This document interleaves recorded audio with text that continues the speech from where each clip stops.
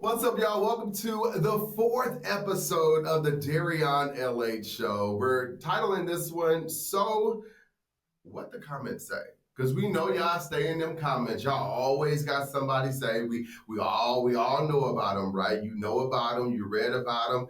You probably wanted to fight somebody in the comment. I've been there too, but you know, God is working on me, and that's okay, We're going to talk about that here today. We got so much to talk about. Can't wait to get into it. But y'all know I can't do it alone. I can do it alone, but why would I do it alone when I have someone like Nicole F. Smith? She's here with me again, Nicole. I am back. Welcome back. Whoop, whoop. Hello, everyone. Thank you for having me back. This is great. Listen, you know I have to have you back. Yeah. Gotta have my girl back. Yes, episode number 4. I'm so happy for you. So proud of you. Go ahead and do your thing, boo. It is. It's been a lot. It is. Everyone thinks that podcasting is just get a mic, get some cameras, and go for it. But you know, it's not that easy, especially when you want to give quality content. Yes. Yeah, absolutely. Yes, it's really hard. So thank you for being there with me for the first 2 episodes, going through that journey. I really appreciate it. Thank you so much. Absolutely. So before we get into everything, I would just like to say personally to everyone in St. Louis, listen, I am praying for you. I love you for one. Let's just start there. Love y'all so much. I am praying for y'all. The storm that ripped through North St. Louis it's hard to see. It's hard to see and not be there as well. But I'm so happy and I'm so glad that action groups like Action St. Louis, also for the culture STL, that they are out there grassroots getting stuff done on the ground for the people before anyone else showed up. Of course, our first responders as well, but for them to be there is so amazing. It's another thing for the mayor to come out and actually say and have the audacity to say, and I'm so glad I can say that now, but to have the audacity to come out and say that she is discouraging self-deployment in a situation like this where you need all hands on deck, that says what it says for itself. And I'm so glad there's people, once again, like Action STL and for the culture STL, that is out on the streets doing what needs to be done. So just want to say I'm here with you. I'm praying for you all the way from Charlotte. And I can't wait to be next to you at home and hugging on y'all as well. So I'm definitely get with y'all in this particular moment. But once again, of course, this episode is like, so what the comments say, right? Yes. So naturally, there's just been, as you would imagine, Nicole, so many comments on social media, right? So many people, everybody got something to say. Everybody got something to say. But listen, you know, the fact that I get on social media and I look at a post and the first thing I do is dive into those comments. See, I try to stay out of them. It's dependent upon the content. I dive into the comments because, one, it is humorous. This is where I say ignorance must be bliss at times. It is bliss. What? Because some of the comments that come across are straight up stupid. And then there are some that give a different perspective. And so, and it's humorous at times. So sometimes the internet, as they say, the internet be giving it to the people. They give the people what they want. Yes. Yeah. So listen, the comment section has been just so crazy. And even with this situation in St. Louis, of course, you know, there's people like, laugh. Yeah, I can't never take anything serious or whatever. And I get, because some people, as a coping mechanism, find humor. Absolutely. While they're coping with something. So I understand that. Yes. I completely get it. Comedians do it. Yes, exactly. Comedians do it, yes. But there's also a time and place for it too. Especially in and situations like this. And someone whose comments are kind of blowing up a little bit is St. Louis's own Sexy Red. So she was on her personal Facebook page. Okay. And pretty much was just like, I guess naturally, and I don't know why us as Black folks do it, right? Anytime something happens, we go to the most known person within the city or within the situation and say, where you at? Like, where the right, you need to be donating something, you need to be doing something. Right. And I'm guessing that's what they did to Sexy Red. Yeah. I mean, like, she's supposed to come and put a cape on? And I don't know what she's supposed to do. Okay. And clearly she said, I don't know what you want me to do either. So, listen, she said, y'all figure it out. Right. She got on Facebook and was pretty much like, listen, y'all, like, I hope y'all got insurance. which is we'll get to that in a minute. Okay, but then she also please. mentioned, she said, "quote," and I'll put up on the screen for you guys to see it too. Y'all can't trick me. Them houses. This is how she wrote it. On the north side was already vacant and needed to be torn DF down. But anyway, I'm gonna see what's up. So as you can see, even within that post, there's a lot of laughing. Yeah. People put laugh emojis on it. But I will say Okay. she's not wrong in a sense. Hear me out. Yes. Hear me out. North St. Louis is a part of St. Louis that's needed attention for decades. Decades. It's been, you would drive around some of those streets and some of them beautiful brick homes. And it's like, in my mind immediately goes, especially from, being well traveled, it's like they're just waiting for gentrification. Right. Because why are these homes just sitting here with nothing? Yes. And they're gorgeous. But then there's those gorgeous homes that's just sitting there. And then there's literally vacant homes that's literally split in half. With boards and boarded Yes. windows and graffiti on the walls. Yes, I've seen, and in other cities are like that too. Yeah. So So I definitely understand that, but at the same time, it's like, sis, read the room. Right. Oh, I'm so glad you said that because, if your audience saw the episodes, the first two, I'm an emotional intelligence expert. So we talk about that self-discovery and I talk about that social intelligence. And that's exactly what that is being able to read the room and think about, does this need to be said by me right now? Because timing is everything, right?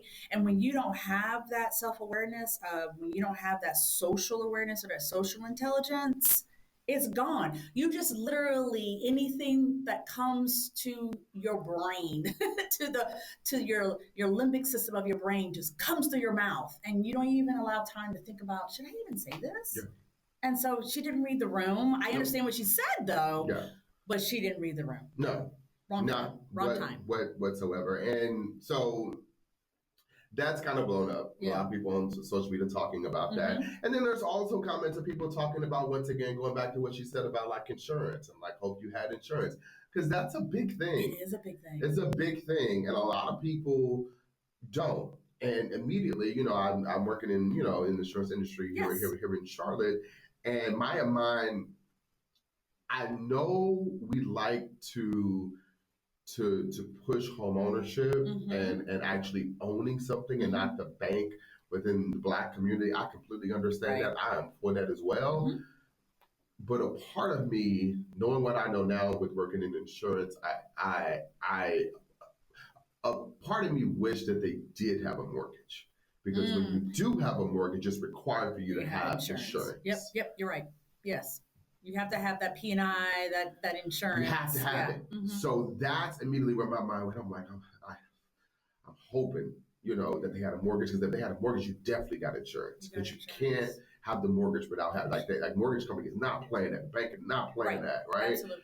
So I'm hoping for that. But people, once again, words matter, right? So they're getting on social media and they're like, listen, like, y'all was just in the club, buying Don Reposado getting shot to that and blah, blah, blah, blah, blah. Renter's insurance is nothing but $20. The Beyonce tickets are $1,200 and we can't pay $20 a month for renter's insurance. Exactly. To protect your stuff. Renter's insurance, as anybody that is a renter, whether you're renting a home or you're renting an apartment, or as you and I were discussing earlier, having a storage unit. Yes. Having insurance to protect your items. So important. Protect your items. So important. Absolutely. So important. So within the comments of that, one lady, because I'll just read a part of what he said. Please. He said, no disrespect, but take it how you take it. I have been in insurance for 10 years, screaming, pay for insurance. Y'all hate it so much until you need it the most in STL are renters, meaning you need renters insurance. You know how much renters insurance costs, about $20 per month with probably 10 to 15K in coverage. $20 fucking dollars.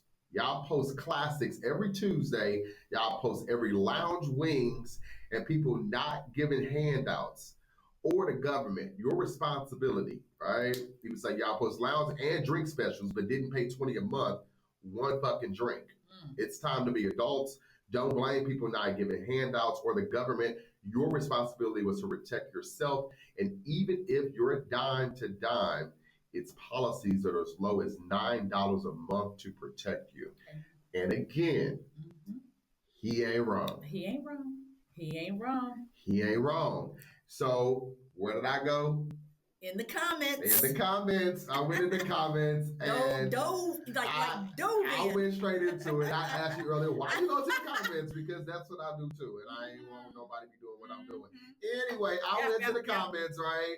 And a lady that put renters is definitely more than $20 a month. Some people are already struggling to do the bare minimum. People are living in the city because it's the most affordable for what they have or grandma house paid off, and they can worry about utilities, medicine, and food. All situations ain't cut and dry. So I saw that, and I responded to it, and I was like, no, it's not. No, it's not. What, $20 a month, or it is only $20 a month? Like, I don't know. I just put no. You responded. Not. So not only did you dive into the comments, I responded. You were partaking in the comments. I did because like. Anyway, so I was like, no, it's not. I said $20 is actually a little high. It's usually $11 to $15 a month for $20,000 to $25,000 of personal property coverage. And does it depend where you live?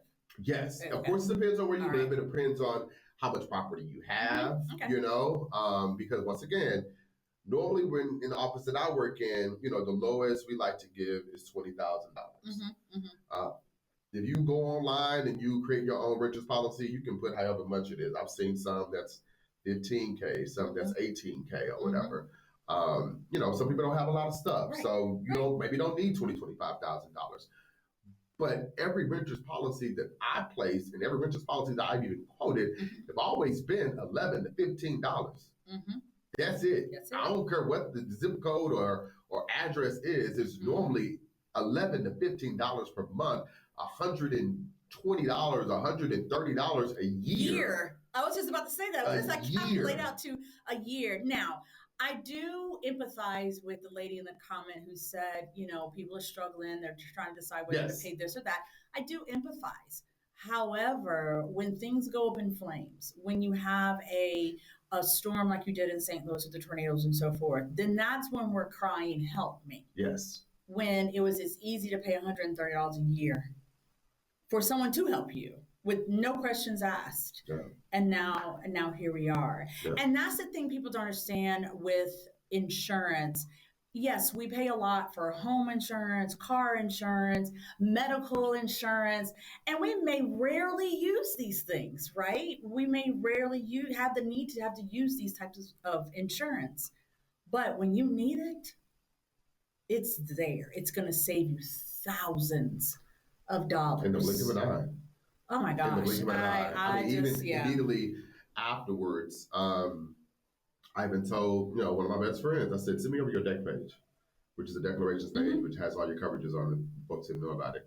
And we went over it. This is what you have. This is what you have. This is what this means. This is what that means. This is what they're going to do. This is how much they're going to pay to put you into another place while they fix your house. Like, so it's just important to have. Yeah, it's really important to have. And I just don't like, you know, misinformation. I mean, that's part of me in journalism where I'm like, I just don't really like misinformation. So anything that I can do to help, and I'm also extending that to anyone out there. If you're listening, you're watching, and you need help understanding your coverages, I'm only licensed in the Carolinas, so I'm not trying to sell you. I'm none of that, right? I'm trying to help. Right. I can help you understand what you have when something goes wrong. And you need to know that, because even when I got licensed, I went back to my own riches insurance policy. I said, now say what? Now, what's that small writing say? What? You know, my bed and my couch was that. You know, I think I had like 10K. What I'm gonna do with that? Nowadays, what's 10K is a couch. Yes. And also keep it too. Another little thing too is also keep it. You know, if you put your belongings in storage unit, it's only covered up to 10% of what your personal property is. So if it's 20K, it's only going to cover 2,000. But something is better than nothing. Yes, so absolutely. just keep that in mind. So that was a little bit of the comment section situation going on when it comes to the St. Louis tragedy that happened there. But another big story from this past week. What big story? I don't know. What big sorry, we don't have anything going on. No, I think it's just good. You know, I think Trump's like I doing what he's said, doing. And ignorance is bliss. La, la, la, la. Listen. The other big story that we're dealing with here is the Diddy situation. Sean Diddy Combs, Brother Love. I don't even know what name is he going by in court now. I don't He even going know. by Sean Combs. He's going by Sean Combs in court. Oh, okay. Sean Combs. The court ain't dealing with the court ain't dealing with all names that and all that entertainment. Nah, you will be Sean Combs with your right hair and no black guy. Have a Sit seat. up in court. Have a seat. Take a seat. And speaking of the gray hair, before we get too deep into this conversation, so me just from watching Law and Order, and oh, you a lawyer now? I'm an expert now. Put the letters at the end of my name. Was it ESQ? Yes. There y'all LA show .ESQ. Let me tell y'all, like, so from looking at that, I know, and also documentaries too. I'm a huge documentary I am too. fan. I like this too.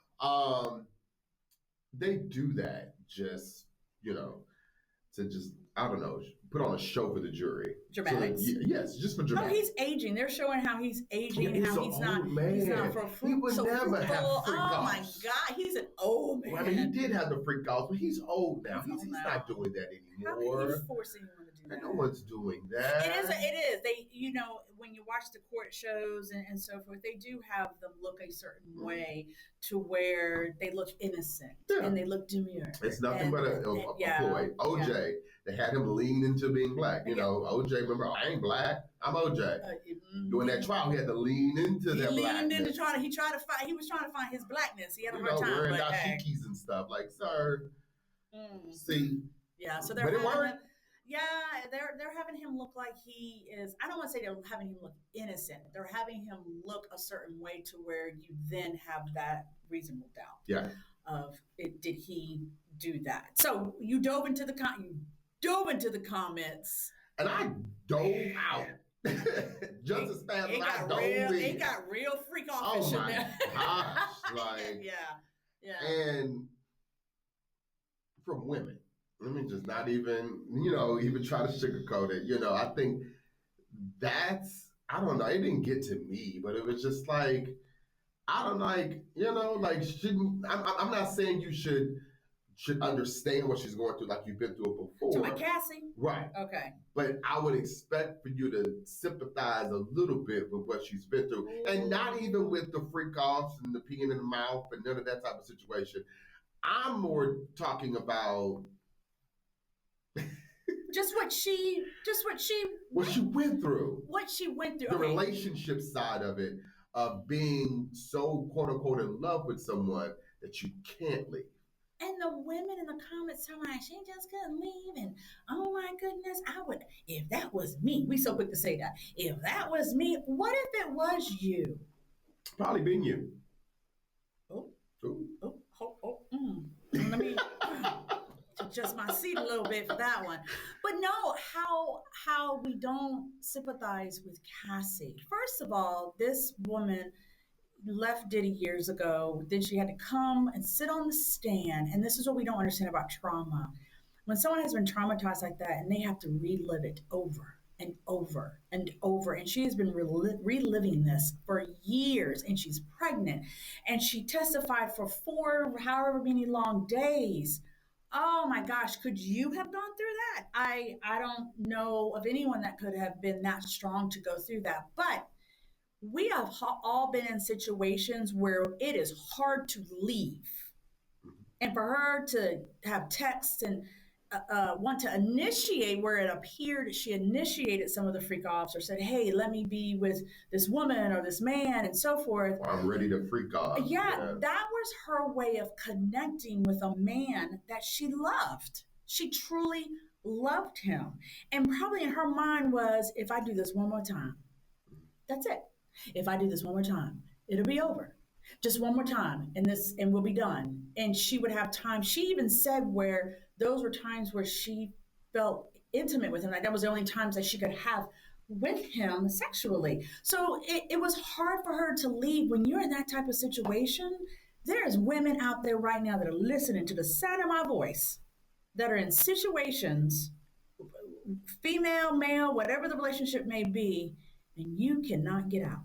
And you're having a hard time leaving. He may be beating your tail. and you're having a hard time leaving. Why? Because you love him. Or forcing you to do things you don't want to do.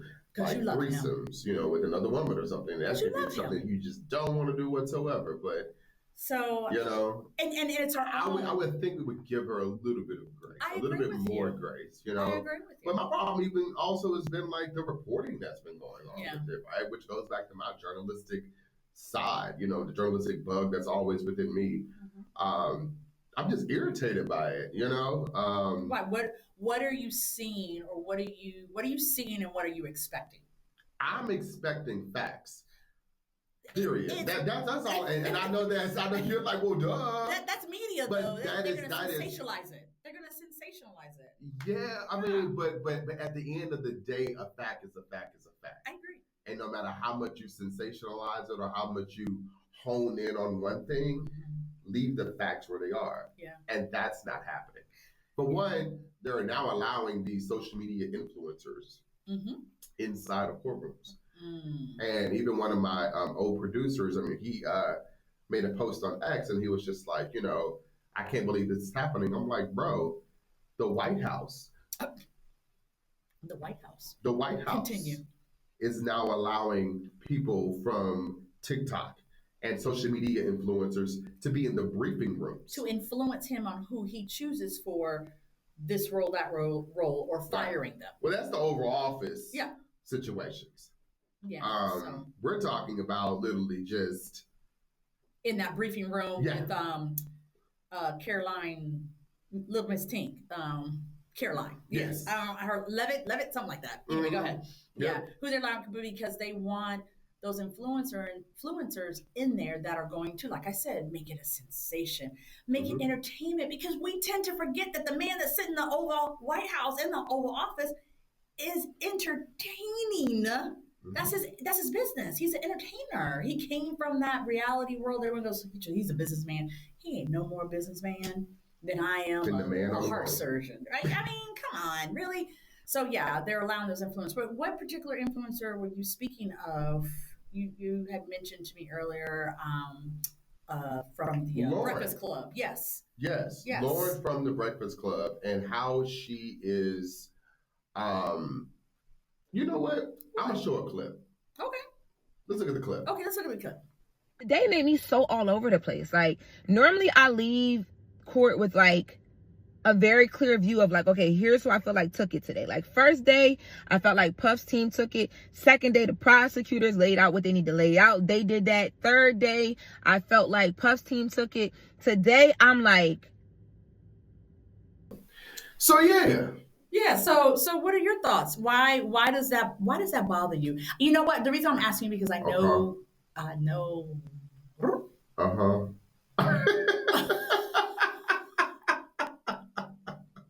You are a journalist. But you are trained, or you have learned in regards to facts. So what are your thoughts? Why does that bother you? It bothers me because, like, of course, as someone who's in the courtroom, who's following a court case, you're supposed to remain as unbiased as possible, period. Now, she's from the Breakfast Club. She is. So let's go back to the Breakfast Club, okay? Let's go back to the Breakfast Club, because the problem with the Breakfast Club is that I know you weren't. I remember we kind of talked about it, but you're like, I'm not really sure about it, but it was like a blow up between her and Jess Hilarious, where Jess thought that she was going to come in and pretty much take over her job. And Jess said specifically, verbatim, I thought y'all were going to go the route with her because she's journalism, because she presents as journalism. Now, Lauren did only go to school for marketing. There's a little back history for her. She went to school for marketing. Okay. And then she was a tour guide on TMZ bus tours in LA. Okay. And then she eventually, like, TMZ, I guess, needed a Black person to be like on air with them or whatever for like their show. So then they started using her. And then that's when her and story now you're eventually expecting her to have these journalistic skills that you went to college for, that you went to school for. Okay. Exactly. So these high expectations you have, my friend. I don't have high expectations for them. What I'm saying is that I'm going back to the issue which you talked about in episode 1, the issue of how this industry is being set up right now. They're giving anyone a platform, they're giving anyone a mic, they're giving anyone a camera, they're giving anyone everything if they got a social media following or whatever. Right, and people like us, and people like us that are experts in our field. Exactly. We trying to claw the walls, trying to get a chance. Actual experience be damned. Right. Learn to fire. Shut up. I know, be quiet. Go away. Like, who asked you? I know, right? Like, but someone that got 2 million followers, grab them. And even when I even posted about the whole Just Hilarious and Lauren situation, I remember like an influencer who I'm cool with out of St. Louis, she messaged me and you could tell she was kind of irritated because she was like, I mean, y'all journalism, our journalists feel as if no one else can do the job too. I'm not saying that. I'm not saying that. I'm not saying that. Because there are people that have natural talent. Get your money. Right. Like, get your money. Like, right. People who have natural talent.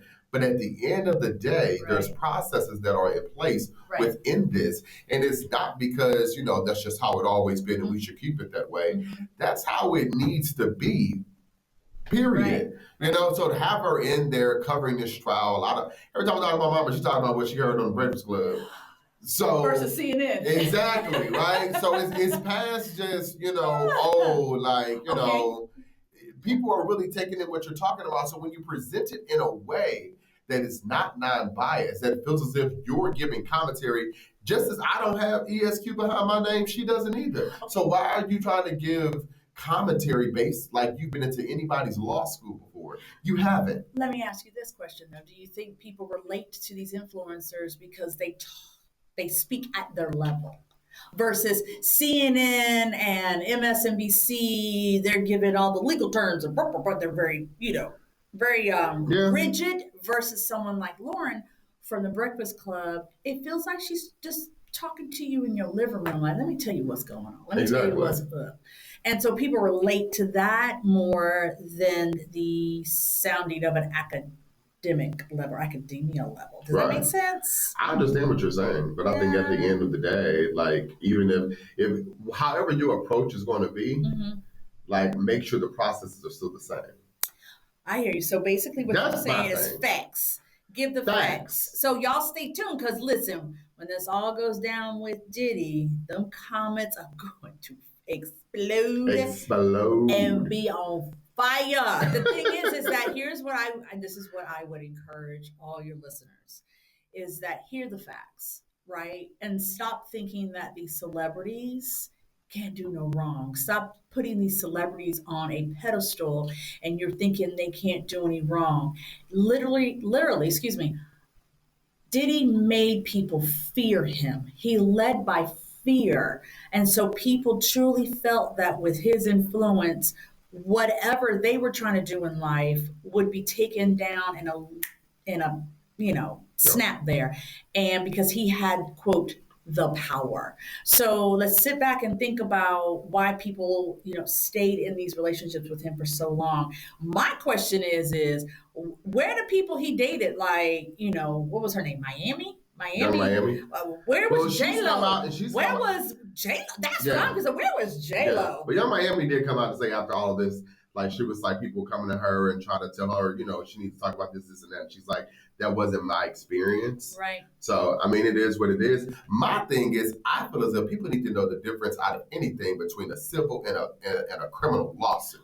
Mm-hmm. They need to understand what's a civil trial and what's a criminal trial, okay? Mm-hmm. And it's the same thing even when it deals with Megan Thee Stallion and Tory Lanez, okay?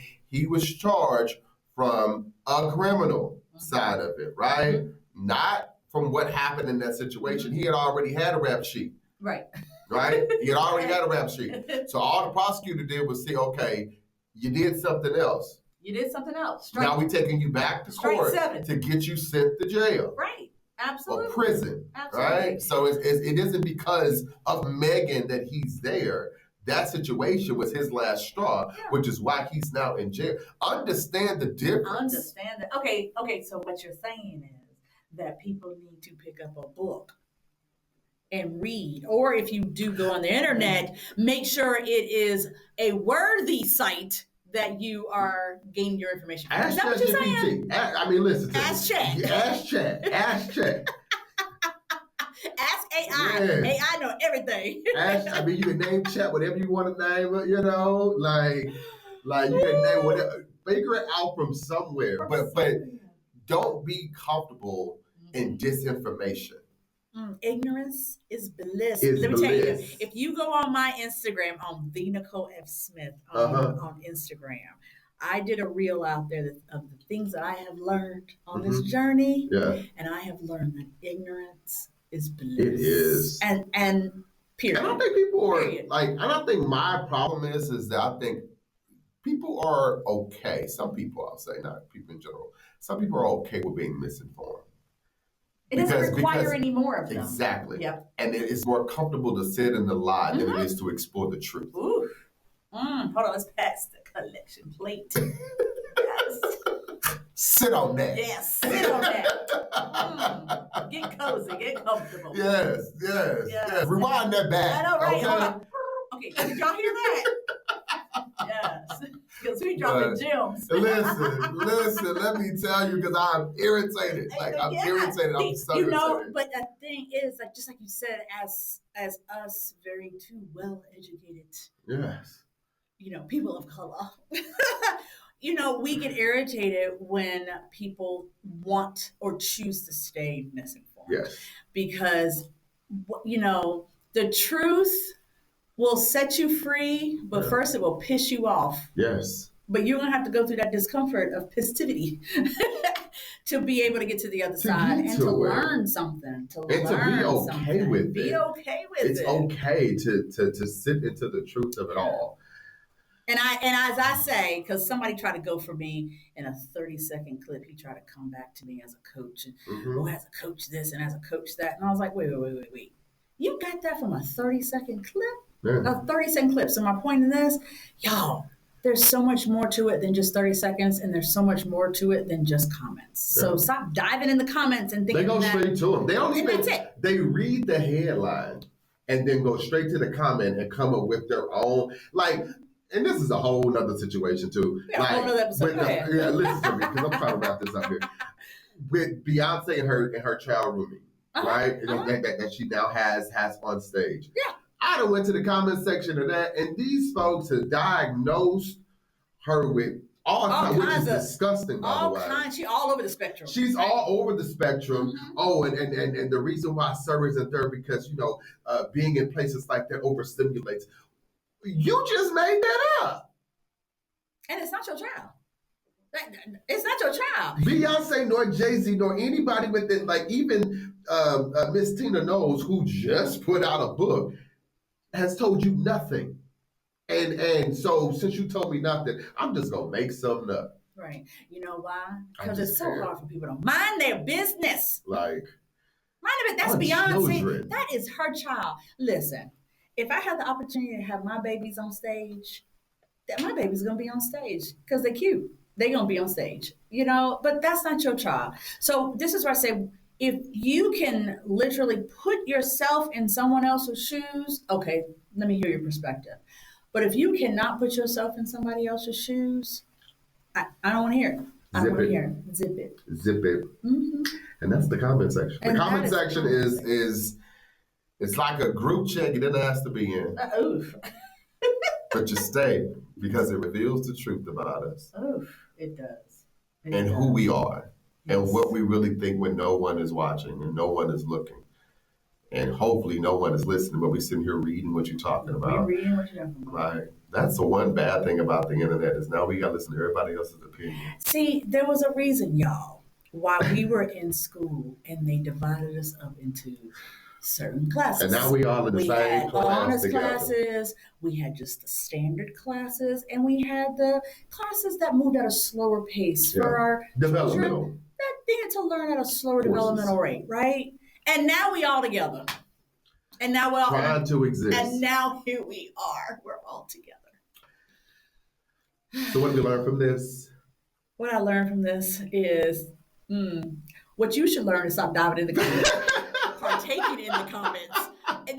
I'm guilty of it too. Every once in a while, I'll comment something. I'll sometimes write and then I delete it. I'll comment, but the thing is I know my comment is valid when people keep liking it.